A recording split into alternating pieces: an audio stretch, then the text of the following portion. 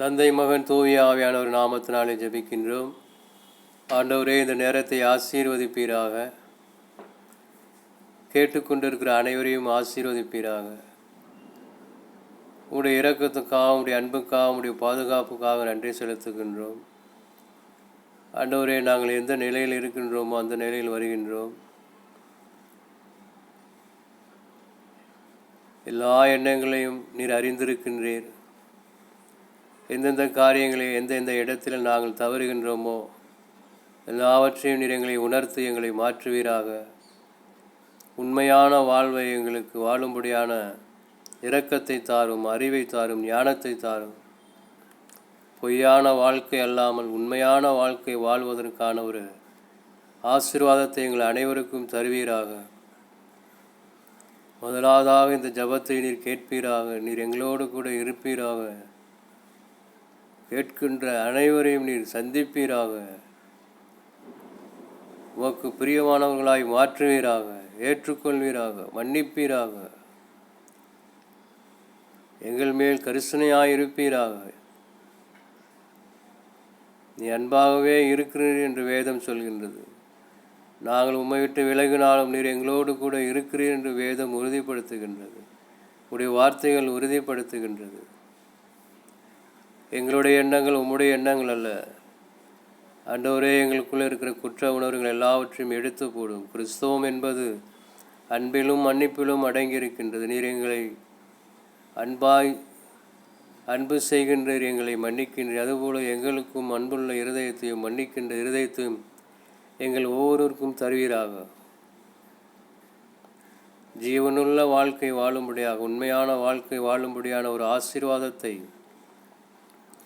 சரீர பிரகாரமாகவும் ஆன்மீக விதத்திலும் எங்களை ஆசீர்வதிப்பீராக. எங்கள் ஆண்டவராக இயேசு கிறிஸ்துவின் நாமத்தினாலே கேட்கின்றோம். ஆமேன். இயேசு கிறிஸ்துவை சிலுவையில் அறையப்பட்ட அவரே என்று வேறொன்றையும் அறியாதிருக்க எனக்குள்ளும் உங்களுக்குள்ளும் தீர்மானிக்கின்றேன். நமது நோக்கம் வெற்றி பெறுவதல்ல, மாறாக வெற்றி பெறும் வரை முன்னேறி செல்வதாக இருக்க வேண்டும். இயேசு கிறிஸ்துவே நமது வெற்றியின் இலக்காக இருக்க வேண்டும். முழுமையான வெற்றி இயேசுவுக்குள் இருக்கின்றது. ஆமேன். இயேசு யார்? பாகம் 25.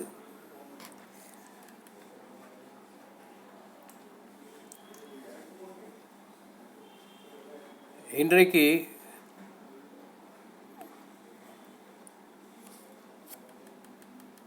உலகத்தை குறித்து சுருக்கமாக யதார்த்தமான உண்மைகளை நான் பகிர்ந்து கொள்ள ஆசைப்படுகின்றேன். வாசிப்போம். அதிகாரம் மத்தேயு 6:10. பரலோகத்தில் இருக்கின்ற எங்கள் தந்தையே, உம்முடைய நாமம் பரிசுத்தம் என்பதாகும். உம்முடைய ராஜ்யம் வருவதாக. உம்முடைய சித்தம் பரலோகத்தில் செய்யப்படுகிறது போல இந்த பூமியிலும் அல்லது இந்த உலகத்திலும் செய்யப்படுவதாக. மத்தேயு அதிகாரம் 6:10. பரலோகத்தில் இருக்கின்ற எங்கள் தந்தையே, உம்முடைய நாமம் பரிசுத்தம் என்பதாகும். உம்முடைய ராஜ்யம் வருவதாக. உம்முடைய சித்தம் பரலோகத்தில் செய்யப்படுகிறது போல இந்த பூமியிலும் அல்லது இந்த உலகத்திலும் செய்யப்படுவதாக. உம்முடைய சித்தம் பரலோகத்தில் செய்யப்படுகிறது போல இந்த உலகத்திலும் செய்யப்படுவதாக என்று நாம் ஜெபிக்க அழைக்கப்படுகின்றோம். அதற்கு முன்பாக இந்த உலகம் என்றால் என்ன என்று சுருக்கமாக சில யதார்த்தமான குறிப்புகளை பகிர்கின்றேன். முழுமையான விரிவான விளக்கத்தை நான் இங்கே பகிரவில்லை. யதார்த்தமான சில உண்மையான சில குறிப்புகளை, இந்த உலகம் என்றால் என்ன என்ற சில யதார்த்தமான குறிப்புகளை மட்டுமே பகிர்கின்றேன். உலகம் என்பது அனைத்து மக்கள் இனம் அல்லது மக்கள் இனத்தார் என்பதாகும்.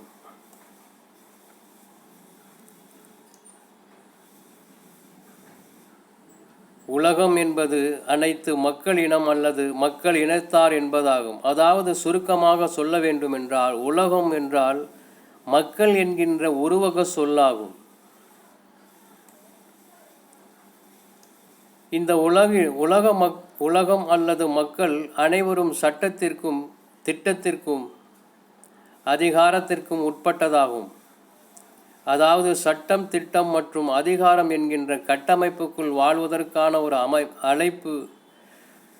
அமைப்பு அனைத்து மக்களுக்கும் தரப்படுகின்றது.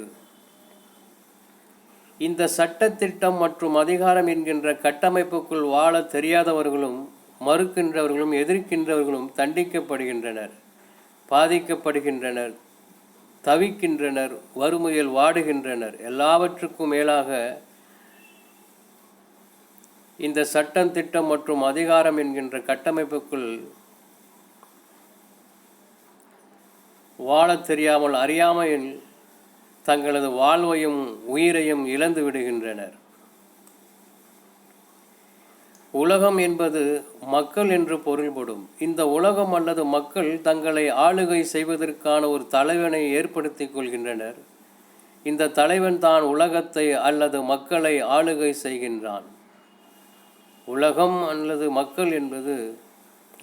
என்பது மக்களாகும். இந்த உலகம் அல்லது மக்களை ஆளுகை செய்ய ஒரு தலைவன் ஏற்படுத்தப்படுகின்றான். அவனே இந்த மக்கள் அல்லது உலகத்தை ஆளுகை செய்கின்றான். ஒவ்வொரு தேசத்திற்கும் ஒரு தலைவன் உண்டு. இந்த தலைவன் சட்டம், திட்டம், அதிகாரம் என்கின்ற செங்கோலினால் ஆளுகை செய்கின்றான். இந்த தலைவன் என்பவன் அந்த தேசத்து ராஜாவை போன்றவன். மக்களின் முழு விருப்பத்தின்படி அவர்களை ஆளுகை செய்து கொள்ளும்படியாக நியமிக்கப்பட்டவன்தான் இந்த தலைவன் அல்லது அரசன் அல்லது முக்கிய முதல் குடிமகனாக இருக்கின்றான். இன்னும் சொல்லப்போனால் இந்த தலைவன் அல்லது அரசன் என்பவன் இந்த உலகத்தின் இறைவனை போன்றவன். தற்காலிகமாக உலகம் என்பது ஒரு ஸ்தலம் என்று பொருள்படும். உலகம் என்பது ஒரு ஸ்தலம் என்றும் பொருள்படும். இந்த உலகம் என்பது மனிதர்களின் ஸ்தலம். இந்த ஸ்தலத்தின் பெயர் ராஜ்யம் என்று அழைக்கப்படுகின்றது. இது மனிதர்களின் சாம்ராஜ்யம். இங்கே இறைவனுக்கு முதலிடம் கிடையாது. காரணம், இறைவனே இந்த உலகத்தை மனிதர்களின் கையில் ஒப்படைத்து விட்டார். இந்த உலகத்தை இறைவன் மறைமுகமாகவே ஆளுகை செய்கின்றார். காரணம், அவரால் முழுமையாக இங்கே செயல்பட இயலாது, மனிதர்களின் அனுமதி இல்லாமல். இந்த உலகம் மனிதர்களின் சாம்ராஜ்யம். இந்த உலகம் தேவனுடைய சாம்ராஜ்யம் அல்ல. யோவான் அதிகாரம் 18:36 இயேசு சொன்னதாவது, என் ராஜ்யம் இவ்வுலகத்துக்குரியதல்ல.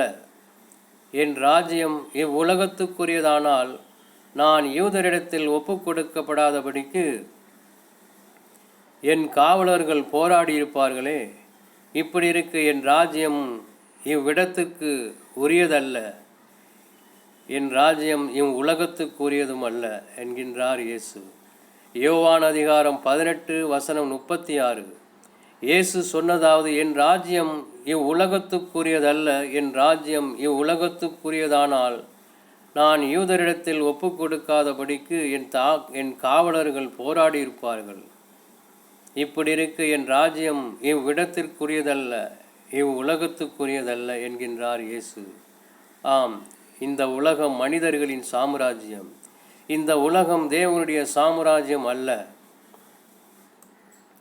உலகம் என்பது ஒரு இருளின் சாம்ராஜ்யமாகும். உலகம் முழுவதும் இருள் சூழ்ந்திருப்பதை அறியாமல் வாழ்ந்து வருகின்றனர். முதல் ஆதாமின் சந்ததியினர் அனைவருமே. இன்றளவும்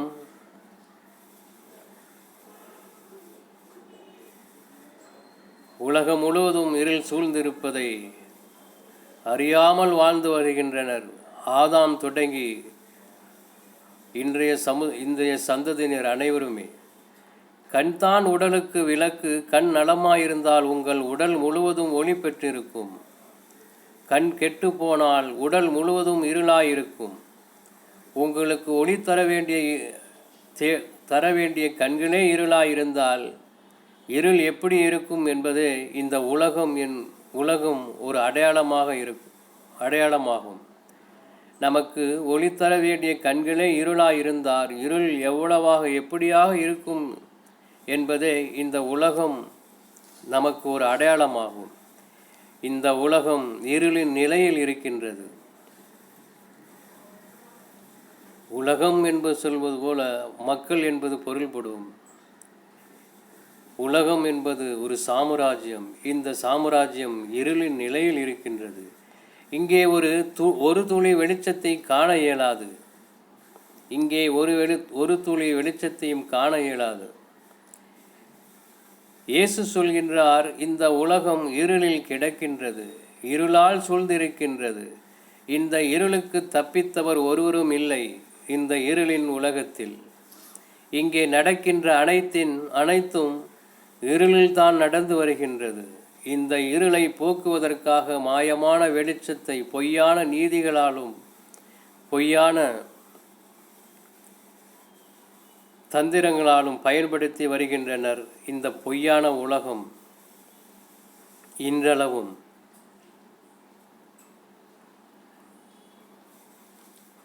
இது மாயக்காரர்களின் உலகம். யோவான் அதிகாரம் 8:12, நான் உலகத்திற்கு ஒளியாயிருக்கின்றேன், என்னை பின்பற்றுகிறவன் இருளிலே நடவாமல், அதாவது இந்த உலகம் என்னும் இருளிலே நடவாமல் ஜீவ ஒளியை அடைந்திருப்பான் என்கின்றார். யோவான் அதிகாரம் 8:12, நான் உலகத்திற்கு ஒளியாயிருக்கின்றேன், என்னை பின்பற்றுகிறவன் இருளிலே கிடக்கின்ற இந்த உலகம்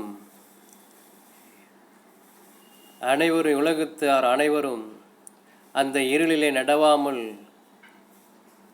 இயேசுவின் ஜீவ ஒளியை அடைந்திருப்பார்கள் என்கின்றார் இயேசு. கிறிஸ்துவை பின்பற்றுகிறவர்கள் இருளிலே நடவ முடியாது, அவர்கள் ஒளியை அடைந்திருப்பார்கள் என்று கிறிஸ்து இங்கே உறுதிப்படுத்துகின்றார். மெய்யாகவே கிறிஸ்துவை பின்பற்றுகிறவர்கள் இருளிலிருந்து தப்பித்துக் கொள்கின்றனர்.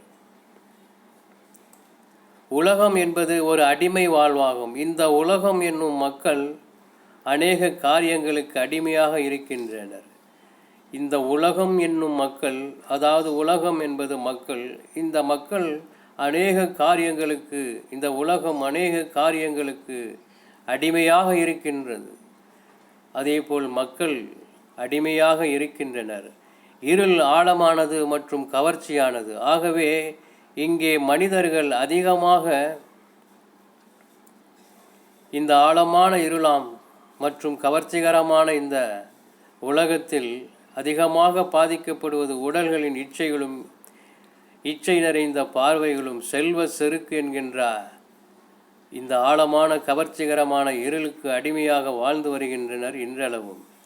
1 யோவான் அதிகாரம் 2:16, உலகின் மீதும் அதில் உள்ளவைகள் மீதும் அன்பு செலுத்தாதீர்கள், காரணம் இந்த உலகத்தில் இருப்பவைகள் வெறும் மாமிசத்தின் இச்சையும் கண்களின் இச்சையும் ஜீவனத்தின் பெருமைகளும் செல்வ செருக்குகளும் மட்டுமே. 1 யோவான் அதிகாரம் 2:16, உலகின் மீதும் அதில் உள்ளவைகள் மீதும் அன்பு செலுத்தாதீர்கள், காரணம் இந்த உலகத்தில் இருப்பவைகள் வெறும் மாமிசத்தின் இச்சையும் கண்களின் இச்சையும் ஜீவனத்தின் பெருமைகளும் செல்வ செருக்குகள் மட்டுமே இந்த உலகத்தில் நிறைந்திருக்கின்றது. உலகம் இருள் போன்றது. இந்த இருள் ஆழமானது மற்றும் கவர்ச்சியானது. ஆகவே இந்த உலகத்தின் மீது அன்பு கூறாமல் இருங்கள் என்று வேதம் எச்சரிக்கின்றது. உலகம் விலை பேசப்பட்ட பணத்திற்கு விற்கப்பட்டிருக்கின்றது. இந்த உலகம் என்பது விலை பேசப்பட்ட பணத்திற்காக விற்கப்பட்ட ஒரு உலகமாக இருக்கின்றது. உலகம் முழுவதும் பணத்தினால் நிரம்பி இருக்கின்றது. இங்கே பணம் இல்லாமல் வாழ இயலாது. இங்கே பணம் இல்லாமல் ஒருவராலும் வாழ இயலாது. பொது நிலையினரோ அல்லது சமய பற்றுள்ளோரோ யாராக இருந்தாலும் இந்த பணம் இல்லாமல் வாழ இயலாது. பிறப்பு முதல் இறப்பு வரை பணத்திற்கு விற்கப்பட்டிருக்கின்றான் இந்த மனிதன். இங்கே இந்த உலகத்தில் பிறப்பு முதல் இறப்பு வரை பணத்திற்காக விற்கப்பட்டிருக்கின்றான். மனிதன் பணத்தினால் வாங்கப்படுகின்றான் மற்றும் விற்கப்படுகின்ற விலை பொருளானவன்தான் இந்த மனிதன். இந்த உலகத்தின் மனிதன் பணத்தினால் வாங்கப்படுகின்றான் மற்றும் விற்கப்படுகின்றான். அவன் ஒரு விலை பொருளானவனாகவே தென்படுகின்றான். உலகம் பணம் என்னும் பிணத்தினால் நிரம்பி இருக்கின்றது. உலகம் என்பது ஒரு பிணக்குழியாகும். செத்தவனை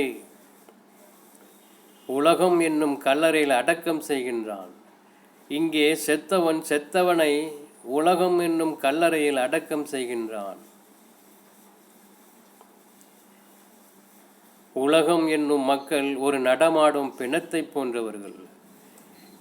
தேவனை அறியாத உலகம் என்னும் மக்கள் ஒரு நடமாடும் பிணத்தை போன்றவர்கள். மெய்யான தேவனை அறியாமலும் உணர முடியாமல் இருக்கும் அனைத்து மக்கள்களும் நடமாடும் பிணத்தை போன்றவர்கள். நமது செல்வம் எங்கே உள்ளதோ அங்கே நமது உள்ளமும் இருக்கும். நமது செல்வம் எங்கே உள்ளதோ அங்கே நமது உள்ளமும் இருக்கும். நமது செல்வம் எங்கே இருக்கின்றது? இந்த உலகத்திலா அல்லது உலகம்தான் நமது செல்வமாக இருக்கின்றதா? நாம் சிந்தித்து பார்ப்போம். பணம்தான் நமது பொக்கிஷமா? நாம் சிந்திப்போம். மத்தேயு அதிகாரம் 6:21, உங்கள் பொக்கிஷம் எங்கே இருக்கின்றதோ அங்கே உங்கள் இருதயம் இருக்கும் என்று வேதம் சொல்கின்றது. மத்தேயு அதிகாரம் 6:21, உங்கள் பொக்கிஷம் எங்கே இருக்கின்றதோ அங்கேதான் உங்கள் இருதயமும் இருக்கும். உலகமே கதி என்று, உலகத்தின் செல்வங்களே கதி என்று அதையே மேன்மைப்படுத்துகின்றவர்களுக்கு, பணம்தான் மேன்மை என்று கருதுகிறவர்களுக்கு இப்படியாக ஒரு எச்சரிக்கை வருகின்றது. லூக்கா அதிகாரம் 12:20, தேவனோ அவனை நோக்கி, மதிகேடனே, உன் ஆத்துமா உன்னிடத்தில் இருந்து இந்த ராத்திரியிலே எடுத்து கொள்ளப்படும். அப்பொழுது நீ சேகரித்து வைத்த அனைத்து பொருட்களும் செல்வங்களும் பணங்களும் யாருடையதாகும் என்று ஒரு கேள்வி எழுப்பப்படுகின்றது. பணத்தை தான் மையமாக கருதி கொண்டு பணத்தின் மேல் முழு கவனத்தையும் செலுத்தி சுயநலமாக வாழ்ந்து கொண்டிருக்கிற மனிதனுக்கு ஒரு எச்சரிக்கை உண்டாகின்றது. லூக்கா அதிகாரம் 12:21, தேவனோ அந்த பணப்பிரியனை நோக்கி, மதிகேடனே, உன் ஆத்துமா உன்னிடத்திலிருந்து இந்த ராத்திரியிலே எடுத்து கொள்ளப்படும். அப்பொழுது நீ சேகரித்து வைத்த அனைத்து செல்வங்களும் பணங்களும் யாருடையதாகும் என்கின்ற ஒரு கேள்வி எழுப்பப்படுகின்றது இறைவனால். இந்த கேள்வியை இறைவனே எழுப்புகின்றார். மூடனே, இன்று இரவு உன் ஆத்துமா உன்னிடத்திலிருந்து எடுக்கப்படும். நாம் காண்கின்ற இந்த உலகம் பலதரப்பட்ட மனிதர்களால் நிறைந்திருக்கின்றது. இந்த உலகம் மனிதர்களுக்காக உண்டாக்கப்பட்டவை. இந்த உலகம் மனிதர்களின் உலகம். இது மனிதர்களுக்கான சொந்தமான உலகம். இங்கே முழுமையாக இறைவனுக்கு இடம் கிடையாது. காரணம், இங்கே மனிதன்தான் இறைவன். உலகம் என்பது இருளின் நிலையாகும். உலகம் என்பது அடிமையின் வாழ்வாகும். உலகம் என்பது சைத்தானின் கூடாரமாகும். காரணம், உலகம் என்னும் மக்களின் சிந்தனைகளை சிதறடித்திருக்கின்றான் இந்த தீயவன். இது தீயவனின் தந்திரமாகும். இந்த உலகத்தின் மனிதர்களின் சிந்தனைகளை சிதறடித்திருக்கின்றான் தேவனுடைய பார்வையிலிருந்து. உலகம் ஒரு தற்காலிக ஸ்தலம் ஆகும். உலகம் என்பது ஒரு தற்காலிக ஸ்தலமாகும். உலகம் என்னும் மக்களும் தற்காலிகமானவர்களே. உலகமே கதி என்று சுயநலமாக வாழும் அனைவரும் இந்த உலகத்தில் தங்களது கண்களை மூடி திறக்கும் பொழுது, அதாவது மரண வேளையில் கடைசியாக கண்களை திறக்கும் பொழுது அவர்கள் காண்கின்ற இடம், கண் விழித்தவுடன் காண்கின்ற இடம், அழுகையும் பட்கடிப்பும் உண்டாயிருக்கும் ராஜ்யத்தில் நிரந்தரமாக குடிபெயர்வார்கள். அந்த சைத்தானின் ராஜ்யத்தில் இவர்கள் நிரந்தரமாக குடிபெயர்வார்கள். இந்த உலகம் அக்கினிக்கு இரையாகும் மற்றும் பொல்லாத சைத்தானால் கரைப்படுத்தப்பட்ட வானங்களும் இல்லாமல் போகும். ஆம், யாருக்கெல்லாம் இந்த உலகமே கதி என்று சுயநலமாக வாழ்கின்றார்களோ அவர்கள் கண்களை மூடி திறக்கும் பொழுது அவர்கள் காண்கின்ற இடம் அழுகையும் பட்கடிப்பும் உண்டாயிருக்கும். ராஜ்யத்தில் அந்த ஸ்தலத்தில் நிரந்தரமாக குடிபெயர்வார்கள். மத்தேயு அதிகாரம் 13 வசனம் 49-50. உலகத்தின் முடிவிலே நடக்கும். உலகத்தின் முடிவிலே இப்படியாக நடக்கும் என்று வேதம் சொல்கின்றது. அதாவது தேவதூதர்கள் புறப்பட்டு நீதிமான்களின் நடுவிலிருந்து பொல்லாதவர்களை பிரித்து அவர்களை அக்கினி சூளையிலே போடுவார்கள். அங்கே அழுகையும் பட்கடிப்பும் உண்டாயிருக்கும். மத்தேயு அதிகாரம் 13 வசனம் 49-50. 50ஆம் வசனம்.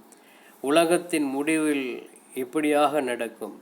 தேவதூதர்கள் புறப்பட்டு நீதிமான்களின் நடுவில் இருந்து பொல்லாதவர்களை பிரித்து அவர்களை அக்கினி சூளையில் போடுவார்கள். அங்கே அழுகையும் பட்கடிப்பும் உண்டாயிருக்கும். இவர்கள் உலகமே கதி என்று வாழ்வக்கூடியவர்கள். சுயநலமாக வாழும் அனைவருக்கும் நிரந்தரமான இந்த ஸ்தலம் ஆகும். 2 பேதுரு அதிகாரம் 3 வசனம் 7. இப்பொழுது இருக்கின்ற நாம் காண்கின்ற வானங்களும் பூமியும் அக்கினிக்கு இரையாக வைக்கப்பட்டிருக்கின்றது என்று வேதம் எச்சரிக்கின்றது. 2 பேதுரு அதிகாரம் 3 வசனம் 7. இப்பொழுது இருக்கின்ற வானங்களும் பூமியும் அக்கினிக்கு இரையாக வைக்கப்பட்டு இருக்கின்றது என்று வேதம் எச்சரிக்கின்றது. ஆம், இந்த பூமி நிலையான ஒரு ஸ்தலம் அல்ல. இது மனிதர்களின் நிலையான ஸ்தலம் அல்ல. இந்த உலகத்தை குறித்து அறிவுடையோர் விவேகி எனப்படுவான். யாரெல்லாம் இந்த உலகத்தை குறித்து அறிவுடையோர் அறிவை பெற்றிருக்கின்றனரோ அவர்கள் விவேகி எனப்படுவார்கள். அவர்களே விவேகியாக இருக்கின்றார்கள். விவேகி என்பவன் தேவனுக்கு பயப்படுகிறவன் எனப்படுவான். அப்படியாக இந்த உலகத்தில் யார் இந்த விவேகியாக இருக்க முடியும்? அந்த விவேகி ஒரே ஒரு மனிதன் மட்டுமே. யார் அந்த மனிதன்? அவர்தான் இயேசு என்கின்ற மனிதன். இந்த இயேசுவை முழு மனதோடும் நேசிக்கின்றவர்கள் இந்த தந்திரமான மாயமான உலகத்தில் இருந்தும் அதில் குடியிருக்கும் பொல்லாத தந்திர சந்ததியினரிடமிருந்தும் இயேசு கிறிஸ்துவினால் ரட்சிக்கப்படுவார்கள். யார் இந்த இயேசு? யார் இந்த கிறிஸ்து? யோவான் அதிகாரம் 8 வசனம் 12. இயேசு ஜனங்களை நோக்கி, நான் உலகத்திற்கு ஒளியாயிருக்கின்றேன். என்னை பின்பற்றுகிறவன் இருளிலே நடவாமல் ஜீவ ஒளியை அடைந்திருப்பான் என்றார். ஆம், இந்த உலகம் இருளில் சூழ்ந்திருக்கின்றது. ஆகவேதான் இங்கே இயேசு சொல்கின்றார், என்னை பின்பற்றுகின்றவன் இந்த உலகம் என்னும் இருளிலே நடவாமல் அவன் ஜீவ ஒளியை அடைந்திருப்பான் என்று ஆண்டவர் இங்கே உண்மையை வெளிப்படுத்துகின்றார். நாம் ஜெபிப்போம். எங்களை அதிகமாக நேசிக்கின்ற எங்கள் தந்தையை, உங்களுடைய ஒரே பேரான குமாரனாம் எங்கள் ஆண்டவராம் இயேசுவின் நாமத்தினாலே உம்முடைய சமூகத்துக்கு வருகின்றோம். எங்களை ஏற்றுக்கொள்ளும். எங்கள் மேல் இரக்கமாயிரும். பரலோகத்தில் இருக்கின்ற எங்கள் தந்தையே, உம்முடைய நாமம் பரிசுத்தம் என்பதாகும். உம்மை துதிப்பவர்கள் பரிசுத்த உள்ளத்தோடும் பயத்தோடும் உண்மையோடும் துதிப்பார்களாக. உம்முடைய ராஜ்யம் வருக என்று ஜெபிக்க எங்களுக்கு சொன்னீரே, அதற்காக உமக்கு நன்றி செலுத்துகின்றோம், உம்மை துதிக்கின்றோம். உம்முடைய ராஜ்யம் இந்த உலகத்திற்கு உரியவை அல்ல, மாறாக உம்முடைய ராஜ்யம் என்பது அவரின் உள்ளத்தில் வருபவையாகும். நீர் ஆளுகை செய்வதே, நீர் முழுமையாக அவர்கள் உள்ளத்தில் ஆளுகை செய்வதே உம்முடைய ராஜ்யம் எனப்படுகின்றது. உம்முடைய சித்தம் பரலோகத்தில் செய்யப்படுவது போல இந்த உலகம் என்னும் மக்களின் சித்தத்திற்கு சிதறி கிடக்கும் சிந்தனைகளை ஒரு பக்கமாக உயிர்ப்பிக்கப்படுவதே உமது சித்தமாகும். மனிதன் வெறும் உலகில் இருக்கும் தானியங்களையும் உணவுகளாலும் மட்டும் உயிர் வாழ்வதில்லை, மாறாக உம்முடைய வார்த்தைகளாலும் பிழைத்திருக்கின்றான். எங்களது சரீர ஆன்மீக அன்றாட உணவை எங்களுக்கு இன்றும் தினந்தோறும் அளித்தருளும். எங்களாலும் பிறராலும் உண்டாகின்ற சோதனையில் விடவிடாதையும், தீமையிலிருந்தும் தீயவனிடமிருந்தும் எங்களை இரட்சித்தருளும். ராஜ்யமும் வல்லமையும் ஆட்சியும் என்றென்றும் உமக்கே உரியது. எங்கள் ஆண்டவராகிய இயேசுவின் நாமத்தினாலே ஆமென்.